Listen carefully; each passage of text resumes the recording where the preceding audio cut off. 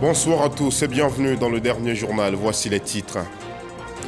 Kandia Camara s'est exprimé ce mardi 16 avril à la tribune du Forum mondial des parlementaires. La présidente du Sénat a évoqué la politique de la bonne gouvernance de la Côte d'Ivoire dans tous les domaines. Kandia Camara invite la Banque mondiale et le Fonds monétaire international à soutenir notre pays dans sa marche vers le développement entamée sous le leadership du président Ouattara. Nous irons à Washington. Dans le dossier EcoPlus, nous abordons ce soir la levée partielle de l'interdiction d'exportation des produits vivriers. La mesure d'interdiction annoncée le 15 janvier 2024 est levée mais reste soumise à une autorisation préalable depuis le 22 février 2024. L'on évoque des raisons de sécurité alimentaire, mais quelles sont les retombées économiques de la mesure? On en parlera. Et puis ce mardi 16 avril est le 4e jour du Massa, le marché des arts, du spectacle d'Abidjan. Une 4e journée marquée par des spectacles sur les différents sites qui accueillent l'événement, mais aussi par des réflexions sur la durabilité de la culture. Voilà pour le sommaire. La présidente du Sénat, Kandia Camara, a pris la parole à Washington au 2e jour du Forum mondial des parlementaires. Une intervention de quelques minutes qui lui a permis de revenir sur les initiatives menées par le président Ouattara et ses différents gouvernements pour renforcer la bonne gouvernance en Côte d'Ivoire. Kandia Camara a aussi invité la Banque mondiale et le Fonds monétaire international à soutenir davantage les progrès réalisés par la Côte d'Ivoire. Sur place, le point de notre envoyé spécial, Éric Goré. Kandia Camara captive son auditoire pendant sa prise de parole à cette tribune mondiale des parlementaires ici à Washington. Un discours qui a beaucoup d'intérêt pour les décideurs. Il se décline en 5 axes. Ces axes mettent en lumière le modèle de gouvernance du président de la République de Côte d'Ivoire. Selon la présidente du Sénat, Alassane Ouattara a une gestion efficiente et efficace des affaires de l'État, c'est-à-dire la transparence, la responsabilité, la participation citoyenne, l'État de droit et la décentralisation. La Côte d'Ivoire est passée de la 154e place en 2011 à la 87e place en 2023.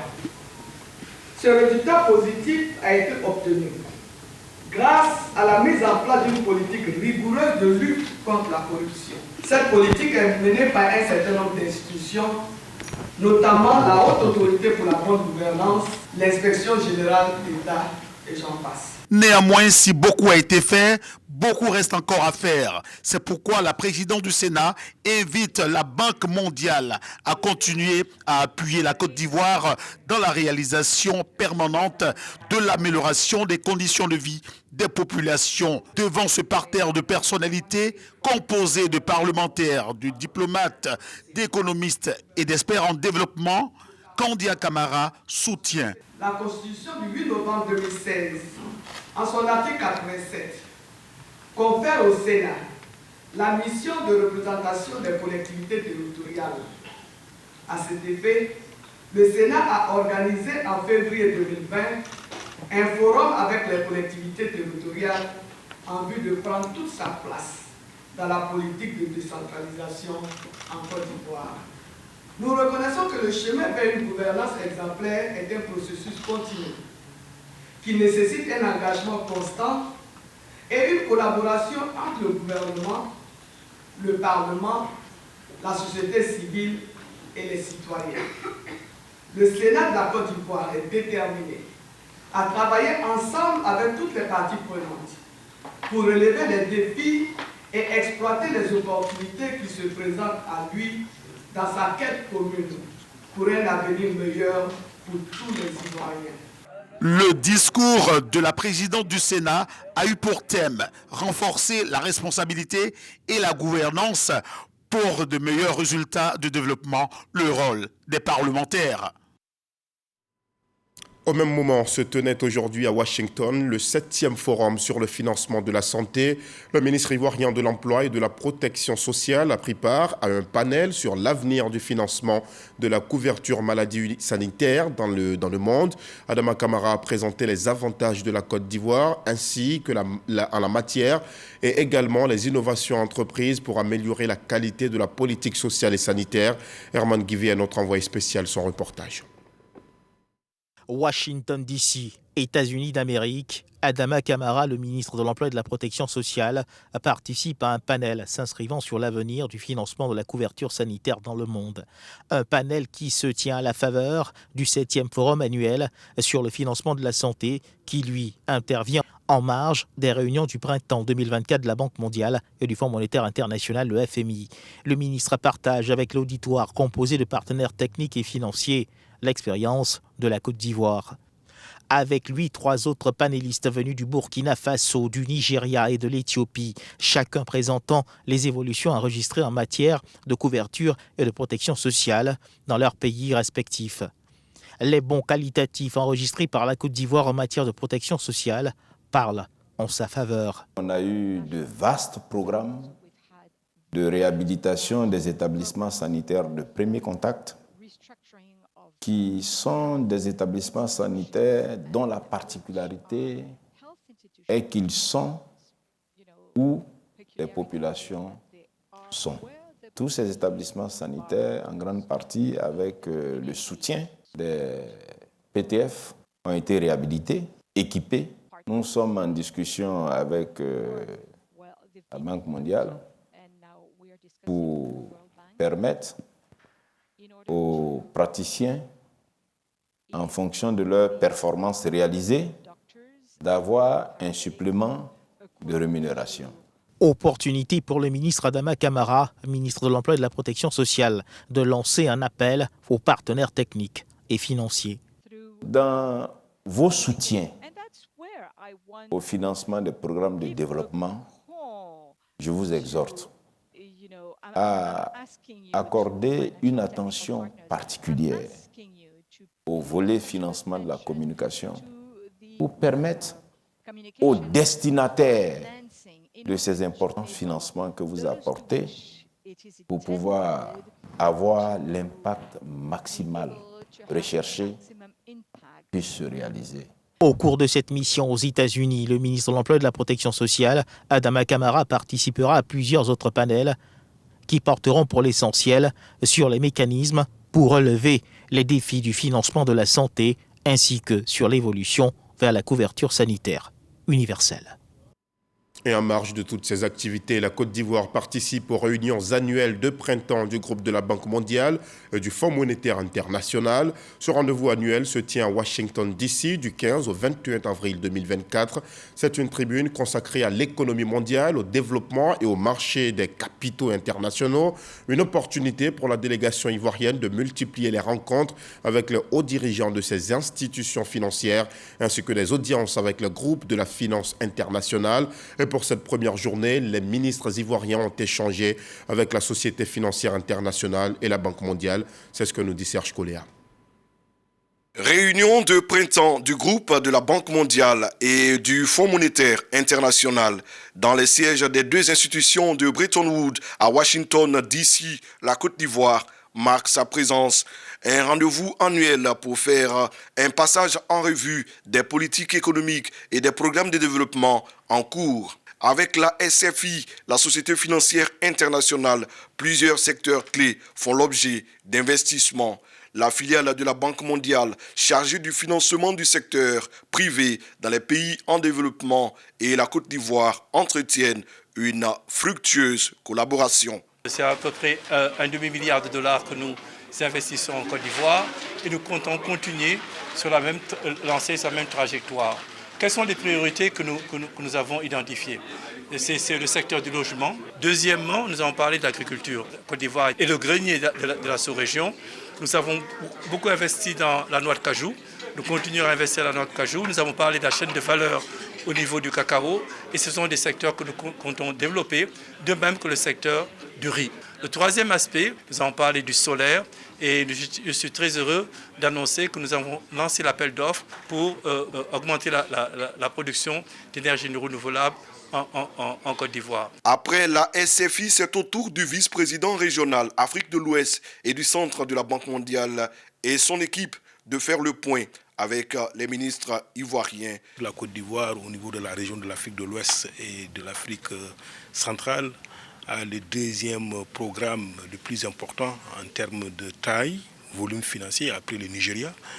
presque 6 milliards de dollars. Il couvre des secteurs clés de développement, l'énergie, l'agriculture, les infrastructures, le capital humain. Et nous avons félicité vraiment la Côte d'Ivoire pour la gestion efficace de l'ensemble de ces questions. J'ai saisi également cette opportunité pour remercier les autorités ivoiriennes, puisque lorsque nous voyons les impacts des crises, d'insécurité, de fragilité dans la sous-région et qui amènent beaucoup de populations à quitter leur pays d'origine vers la Côte d'Ivoire en particulier, ça demande vraiment un sens d'hospitalité pour les accueillir, compte tenu des coûts que cela génère pour le budget, et qu'il est par conséquent important, au nom de la sauvegarde de ces biens publics mondiaux qui est la paix, que des institutions de développement comme les nôtres voient davantage comment la Côte d'Ivoire peut être soutenue. Nous venons de discuter bien entendu du portefeuille, mais également nous avons regardé les perspectives. Et ces perspectives, c'est comment approfondir notre partenariat en tenant compte de l'environnement qui est le nôtre actuellement, avec toutes ces crises sécuritaires qui nous entourent, mais également en tenant compte des défis environnementaux. Les réunions du printemps du groupe de la Banque mondiale et du FMI se tiennent à Washington, D.C. du 15 au 20 avril 2024. Rendons-nous à présent à Yamoussoukro. Le garde des Sceaux, ministre de la Justice et des Droits de l'Homme, était devant la commission Défense et Sécurité du Sénat. Jean Sanson Kambilé a présenté le projet de loi relatif à la protection des emblèmes de la Croix-Rouge, du Croissant Rouge et du Cristal Rouge. La Côte d'Ivoire, tout en restant à la Convention de Genève et leurs protocoles additionnels, s'inscrit également dans une utilisation juste et appropriée de ces emblèmes. Kader Sogodogo. Jean Sanson Kambilé, en sa qualité de garde des Sceaux, ministre de la Justice et des Droits de l'Homme, est porteur, au nom du président de la République, du projet de loi relatif à la protection des emblèmes de la Croix-Rouge, du Croissant Rouge et du Cristal Rouge. La Côte d'Ivoire reste attachée à leur bonne utilisation. L'utilisation des emblèmes de la Croix-Rouge, du Croissant Rouge et du Cristal Rouge est régie par des conventions internationales, les conventions de Genève, qui en assurent la protection. Et notre pays, qui a souscrit à l'ensemble de ces conventions, est tenu de l'intégrer dans son ordonnancement juridique interne. C'est donc l'objet du présent projet de loi qui vise donc à protéger les emblèmes de la Croix-Rouge, du Croissant Rouge et du Cristal Rouge, aussi bien en temps de paix qu'en temps de conflit armé. C'est à l'unanimité que les sénateurs membres de la Commission de la Sécurité et de la Défense ont donné quitus au projet de loi. La séance aura duré 35 minutes grâce à un exposé de motifs limpides du magistrat hors hiérarchie Jean Sanson Kambilé, garde des Sceaux, ministre de la Justice et des Droits de l'Homme. Le ministre de la Communication et son homologue tunisien évoquent des pistes de collaboration.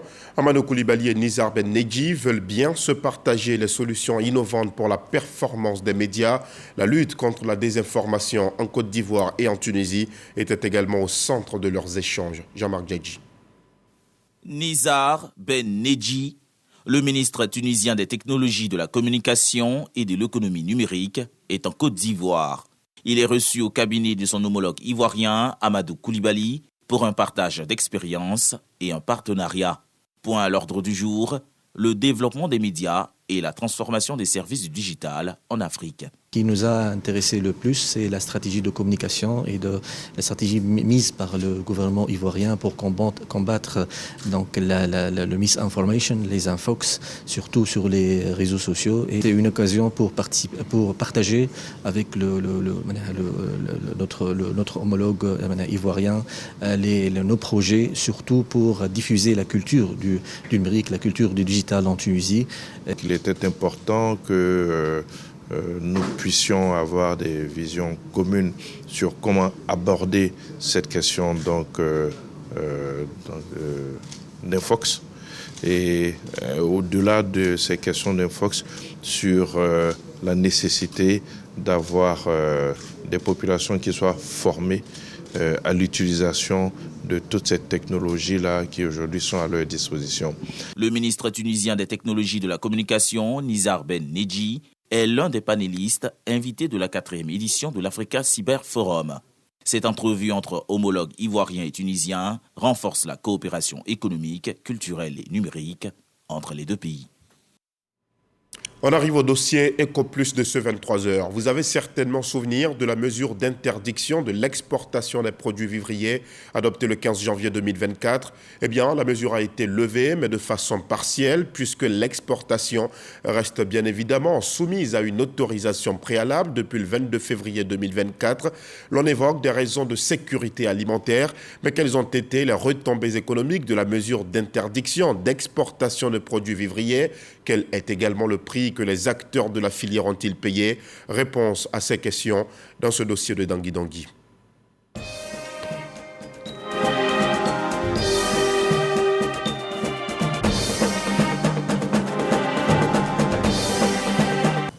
À la périphérie de la ville de Bouaké, capitale de la région de Bouaké située au centre de la Côte d'Ivoire, à quelques 400 km d'Abidjan, Viviane nettoie son champ de manioc, sans grand espoir de vendre un jour sa récolte à prix d'or. Ça ne paye pas bien. Moi-même, dernièrement, j'ai vendu un tricycle là. Ça m'a pas, en tout cas, ça n'a pas marché. Et on dit qu'on ne paye pas sur le marché, donc quand ils viennent prendre en gros là, ils ne payent pas bien.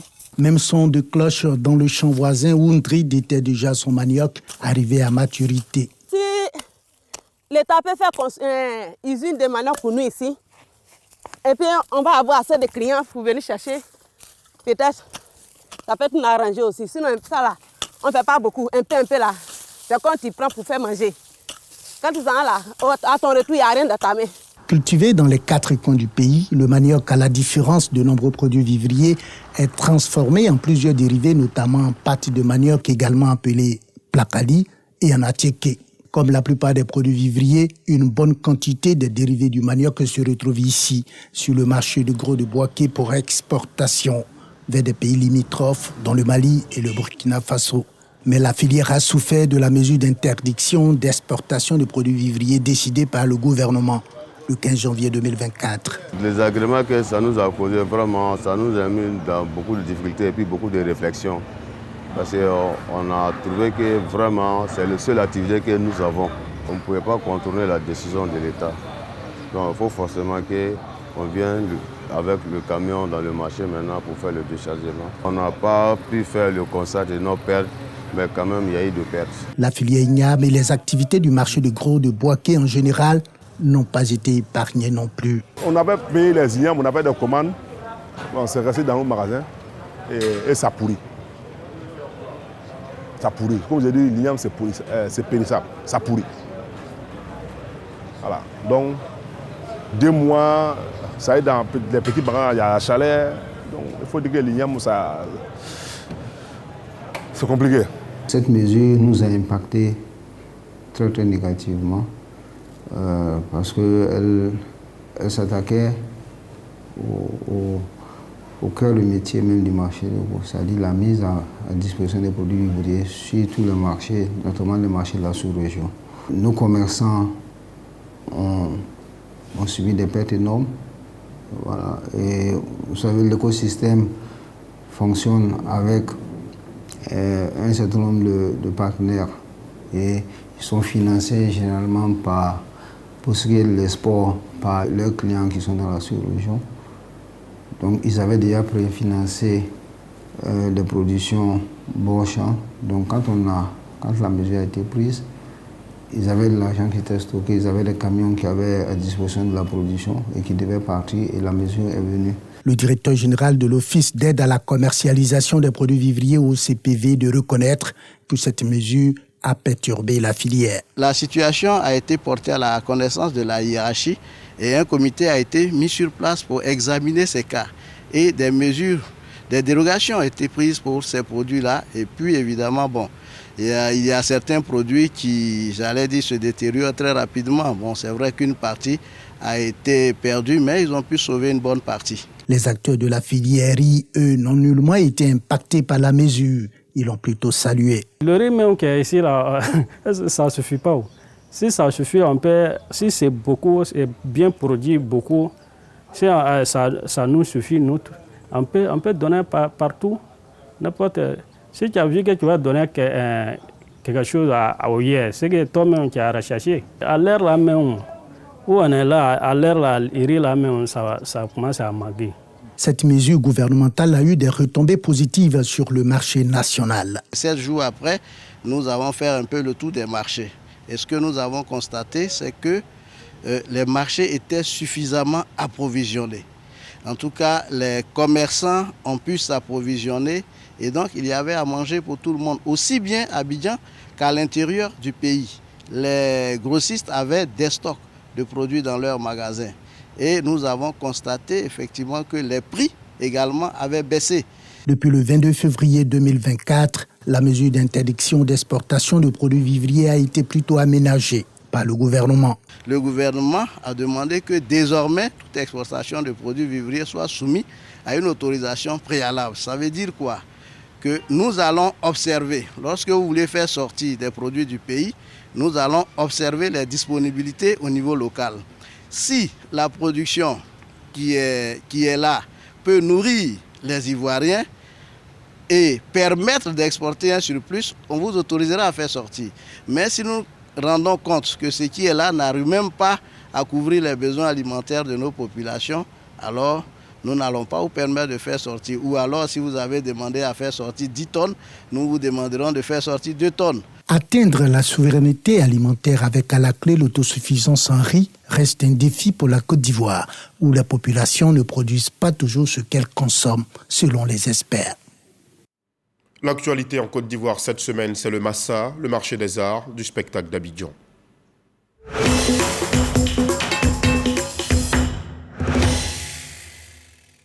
Au 4e jour du Massa, les réflexions se multiplient sur la durabilité de la culture. L'Organisation des Nations Unies pour l'éducation, la science et la culture tient son 16e forum en marge du Massa 2024. L'UNESCO, ses partenaires, les ONG et les États membres réfléchissent autour des objectifs durables et singulièrement de la culture, inscrite depuis septembre 2015 dans l'agenda international. On voit cela avec Ismaël Evrardeo, Devisoyo, Ngata Kwame.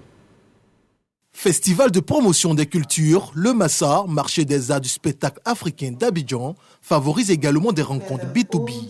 En marge des activités officielles, l'UNESCO tient son 16e forum international avec ses ONG partenaires. Au cœur des échanges, la durabilité de la culture. La culture, pour nous, c'est pas que le divertissement.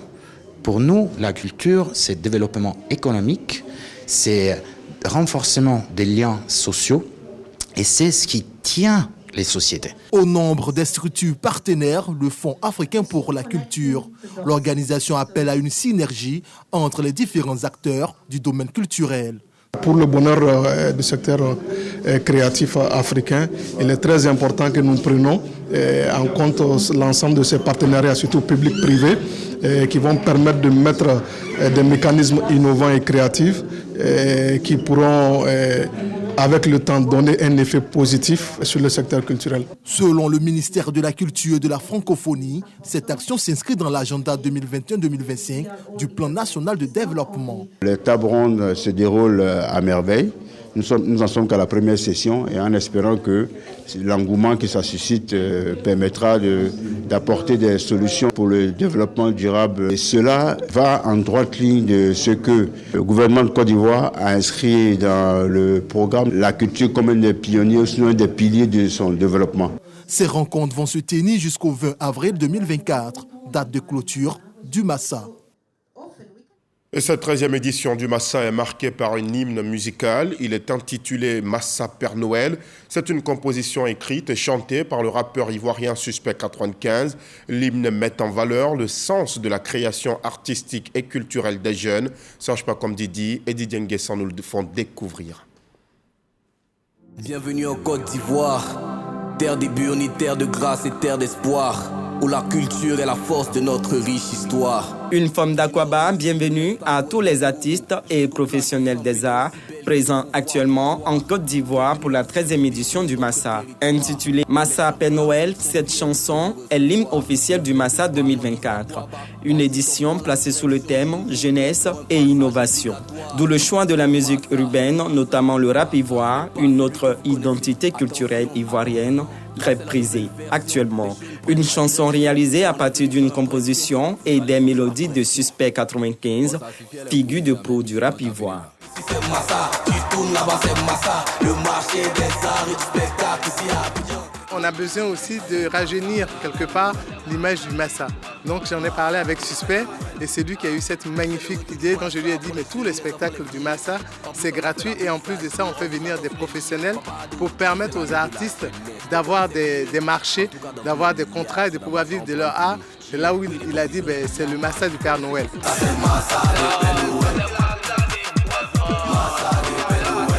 On a fait la bise à jour, on vous attend sous les lieux. Massa Père Noël fait aussi un clin d'œil à des icônes de la musique ivoirienne pour marquer les 30 ans d'existence de ce rendez-vous culturel. Pas mérité, tu es béni. Ernesto, DJ, regarde comment tes petits enfants font danser. Mais la badi qui faut avancer. C'est avec joie que je participe à cet événement. C'est tous les styles. Parce que ce titre-là, c'est une sorte d'ambiance. Essayer de réunir tous les styles en vogue pour. Massa Père Noël, un hymne très rythmé à forte coloration de musique urbaine pour démontrer que les créations artistiques, les innovations musicales sont aussi des leviers du développement des industries, des arts et du spectacle africain. Bien sûr, vous avez l'opportunité de vivre et revivre le Massa sur les antennes de la RTI jusqu'à la fin de cet important événement culturel. À 20h, Kolo Koulibaly a reçu Bamba himself de la direction commerciale et marketing du groupe RTI. Ensemble, ils ont évoqué la tenue de Bonjour Paris 2024. L'émission humoristique à succès de la RTI repart conquérir la capitale française. Je vous propose un extrait de leurs échanges. Nous sommes nombreux à avoir vibré au son, n'est-ce pas, de la joie, de la grande joie, n'est-ce pas, que nos éléphants ont pu nous donner pour la 3e étoile. Nous allons fêter véritablement à travers Bonjour Paris, la 4e édition. Et ça va se faire le 27 avril à partir de 20h. 18h déjà, les portes seront ouvertes pour le public.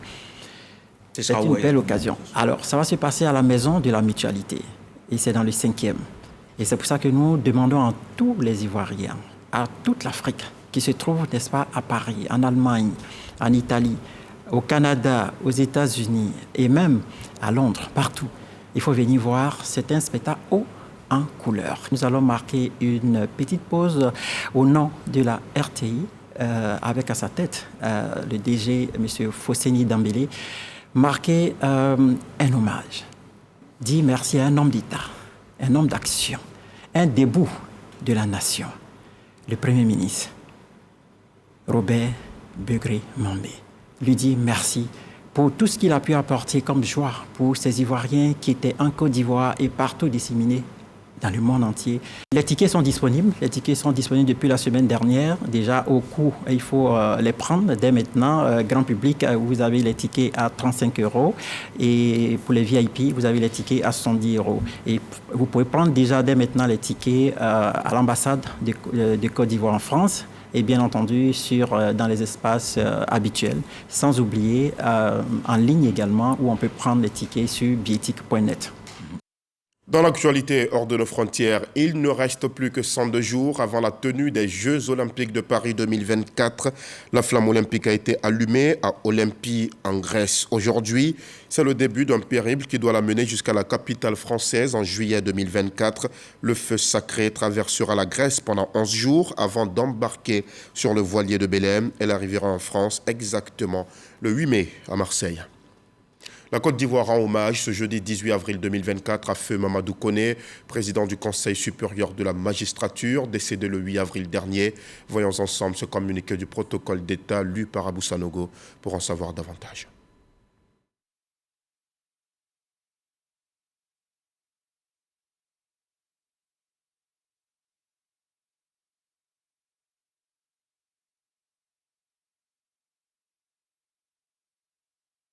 Qui explicite tout naturellement les conditions dans lesquelles les personnalités et les présidents des institutions de la République peuvent naturellement participer à cette cérémonie d'hommage de la nation à Feu Mamadou Koné, grand homme de la République, ancien président du Conseil constitutionnel et jusqu'à son décès, président de la magistrature, de la Grande Cour de la magistrature de Côte d'Ivoire. Les cartes d'invitation, comme le communiqué le précise que nous avons entendu sur les antennes du groupe RTI, étaient à retirer ce mardi et demain mercredi à la direction générale du protocole d'État. Cérémonie d'hommage de la nation à Feu Mamadou Koné, président du Conseil supérieur de la magistrature. Les personnalités civiles et militaires ci-après sont conviées à la cérémonie d'hommage de la nation à Feu Mamadou Koné, président du Conseil supérieur de la magistrature, qui aura lieu le jeudi 18 avril 2024 à partir de 11h30 dans l'enceinte de la primature. Ce sont Monsieur le vice-président de la République, Monsieur le Premier ministre, chef du gouvernement, Monsieur le président de l'Assemblée nationale, Madame la présidente du Sénat, Mesdames et Messieurs les présidents des institutions, Messieurs les anciens présidents d'institutions, Madame et Messieurs les ministres d'État, Mesdames et Messieurs les ministres, Madame et Messieurs les ministres, gouverneurs des districts autonomes, Madame la secrétaire générale de la présidence de la République, Monsieur le directeur du cabinet du Premier ministre, Monsieur le secrétaire général du gouvernement, Monsieur le nonce apostolique, doyen du corps diplomatique, Monsieur le coordonnateur résident du système des Nations Unies, Madame la représentante spéciale du président de la Commission de l'Union africaine, Madame la représentante résidente de la CEDEAO, Mesdames et Messieurs les conseillers spéciaux à la présidence de la République, Monsieur le chef de cabinet du président de la République, Monsieur le secrétaire général du ministère des Affaires étrangères, de l'intégration africaine et des Ivoiriens de l'extérieur,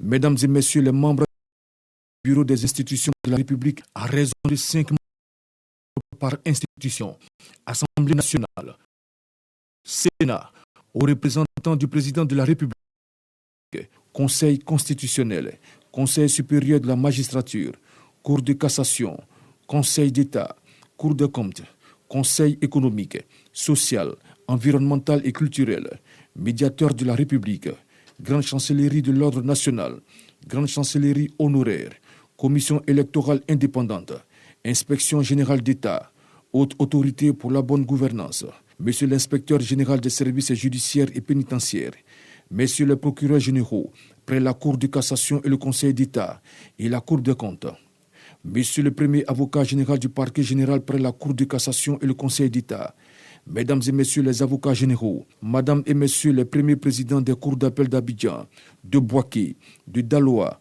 de Korogo et de commerce d'Abidjan, Madame et Messieurs les procureurs généraux près les cours d'appel d'Abidjan, de Bouaké, de Daloa, de Korogo et de commerce d'Abidjan, Mesdames et Messieurs les présidents des tribunaux de première instance d'Abidjan et de Yopougon, du commerce d'Abidjan et du pôle pénal économique et financier, Madame et Messieurs les procureurs de la République près les tribunaux de première instance d'Abidjan, de commerce, de Yopougon et du pôle pénal économique et financier, Monsieur le bâtonnier de l'ordre des avocats de Côte d'Ivoire, Monsieur le président de la Chambre nationale des notaires, Monsieur le président de la Chambre nationale des conseils juridiques, Monsieur le président de la Chambre nationale des commissaires de justice, Monsieur le préfet d'Abidjan, Monsieur le président de l'Académie des sciences, des arts et des cultures d'Afrique et des diasporas, ASCAD, Monsieur le général du corps d'armée, chef d'état-major général des armées, Monsieur le général du corps d'armée, commandant supérieur de la gendarmerie nationale, Monsieur l'administrateur général, directeur général de la police nationale, Monsieur le chef d'état-major particulier du président de la République, Monsieur le directeur général des douanes, Monsieur le directeur général des affaires maritimes et portuaires, Monsieur le directeur général des forêts et de la faune, Mesdames et Messieurs les présidents des autorités de régulation, Madame la présidente du Conseil national des droits de l'homme, Messieurs les maires du district d'Abidjan, Madame et Messieurs les présidents des universités publiques, Messieurs les présidents des chambres consulaires, Mesdames et Messieurs les présidents, secrétaires exécutifs ou secrétaires généraux des partis politiques, Messieurs les présidents de la Confédération générale des entreprises de Côte d'Ivoire, CGC, de la Fédération des petites et moyennes entreprises, FIPME, et de la Confédération patronale unique des petites et moyennes entreprises de Côte d'Ivoire, CPU, PME-CI, 5 membres du directoire de la Chambre nationale des rois et chefs traditionnels, Monsieur le Président et 5 membres du Forum de confession religieuse,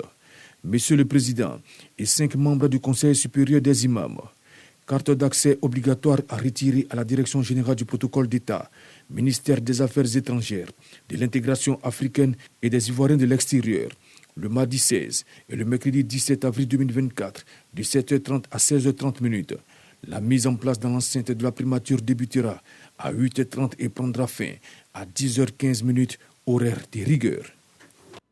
C'est la fin de ce journal. Merci aux équipes techniques de rédaction. Merci à vous aussi de l'avoir suivi. Excellente soirée sur RTI 1.